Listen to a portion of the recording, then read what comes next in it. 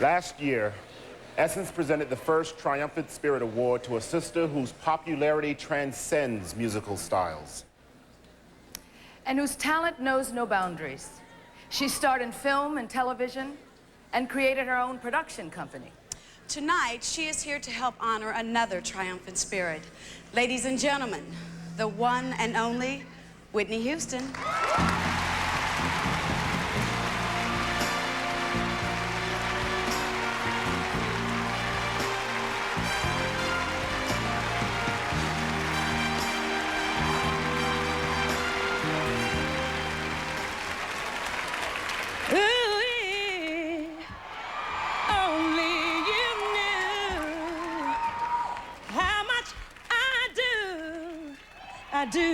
I do love you. Doesn't that sound familiar to you?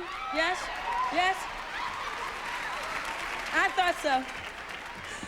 Patricia Holt was a shy little girl, believe it or not, performing on her aunt's front porch when she first felt the magic of song.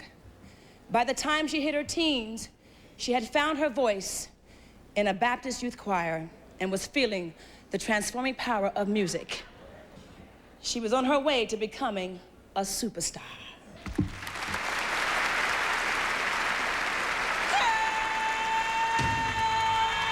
Music is my outlet. Music is my crutch. Music is my life.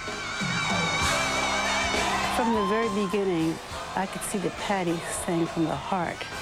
And it was really an experience when Patti sang a song, even as a 16-year-old. It was that ability to touch people with her music that made Patti LaBelle and the Bluebells a hit in the 60s. Secure in the admiration of her fans, Patti was reluctant when the group wanted a new image.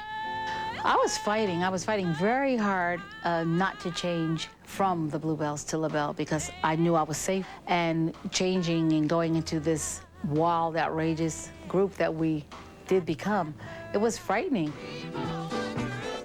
LaBelle became the brash, brazen trio of the 70s with a political sensibility that was ahead of its time.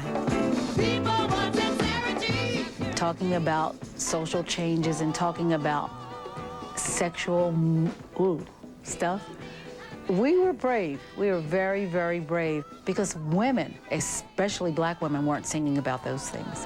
In 1976, when the trio decided to break up, Patti felt lost.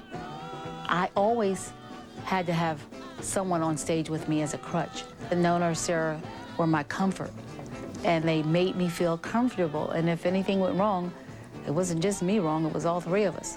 Despite her fears, she stepped into the spotlight alone. Patti's dedication to her fans and music would make her a superstar, but not without a price. I took my family members for granted, thinking they would always be here, and so I would give them things. I would give them money, I would give them material things I would not give myself. I went through my life like that with my three sisters who died of cancer, and with my mother and father, who I would always shower with gifts. But the main thing that I should have showered them with was, I love you, I love you, I love you constantly. She uses the stage not only to entertain us, but as therapy for herself, you know? And I think people love her because of it.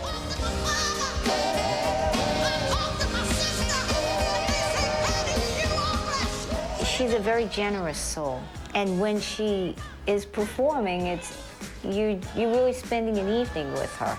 Nobody does it better than Patti LaBelle. Nobody brings the kind of energy, the kind of spirit, and the kind of truth to the voice and to the music. She can hurt you with that voice. When you see her on stage and that energy and the power comes out, that is there, that exists. When she throws off one of those shoes, I know she's gonna tear it up.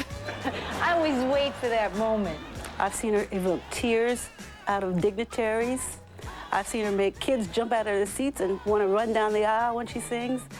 I think she's come full circle, and she's still the terrific Patti that I knew as a 16-year-old. God has blessed me with a big mouth, a voice, and a heart. And I'm a giver, and I like to make your dreams come true.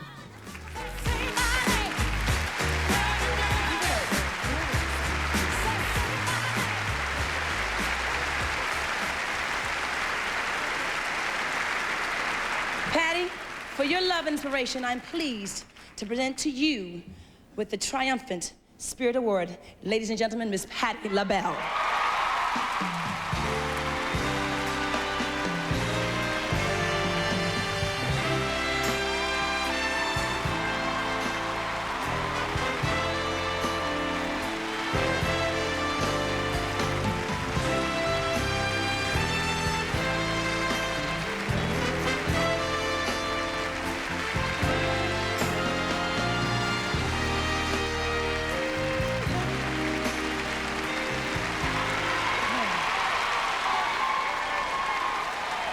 I love you very much. I thank you, thank you, thank you, thank you, Whitney. Thank you, Susan Taylor. Thank you, Ed Lewis, Clarence Smith, the entire Essence family, for this beautiful tribute tonight. And I'm in the company of such wonderful men and women. I would like to thank my family, my friends, my fans, and my band. My band keeps me going.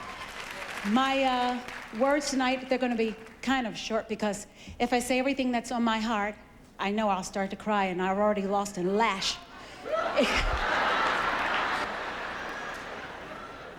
There are people who bring happiness to others, and if you bring it to others, there's no way you can miss it yourselves. And I know this for a fact because of the way you make me feel every time I step on a stage. And I also want to say that, well, this is an old saying. Somebody said this a long time ago. It's that music is the voice of God. And the greatest gift of music is to touch someone's heart.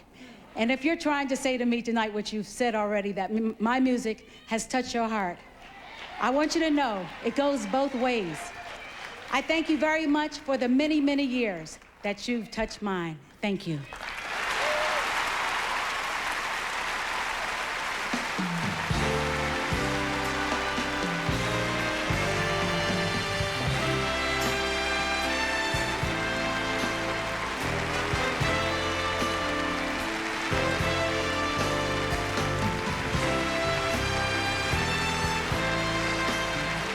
Ladies and gentlemen, Luther Vandross.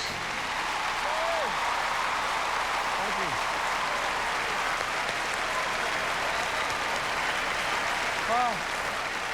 Yes.